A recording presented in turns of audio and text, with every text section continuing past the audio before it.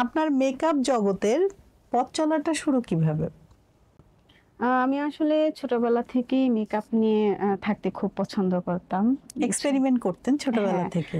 ছোটবেলা থেকেই যে একটু হয় না টুকিটাকি, মানে একেকজনের একেক রকম মন মানসিকতা। কেউ একটু খেলতে পছন্দ করে, কেউ একটু মেকআপ করতে পছন্দ করে, কেউ একটু পড়াশোনা বেশি করতে পছন্দ করে। তো আমার পড়াশোনার পাশাপাশি মানে মেকআপের প্রতি খুব লোভ ছিল।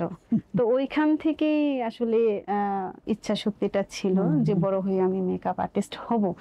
কিন্তু তখন তো অনেক ছোট ছিলাম, বুঝতে পারিনি যে সামনে আগাতে হলে কিভাবে এতটা পথ পাড়ি দিতে হবে বা জার্নি করতে হবে। তো ওই দিক থেকে আসলে খুব কঠিন হয়ে গিয়েছিল।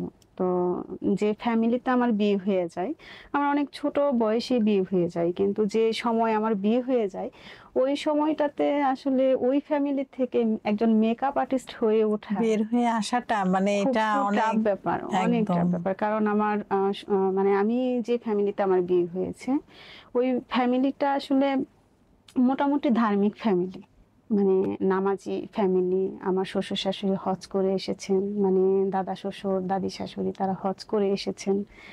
সেই ফ্যামিলি থেকে এই যে একজন মেকআপ আর্টিস্ট হিসেবে নিজেকে আসলে কল্পনা করা খুব টাফ ব্যাপার। তারপরেও তো আপনি আপনার আত্মবিশ্বাস, ধৈর্য এবং একাগ্রতা, কাজের প্রতি ভালোবাসা থেকে কিন্তু আজকে এই পর্যায়ে চলে এসেছেন বলেই আজকে আপনি আমাদের সাথে আছেন। জি, এবং দর্শকও আপনাকে সেভাবেই নিয়েছেন।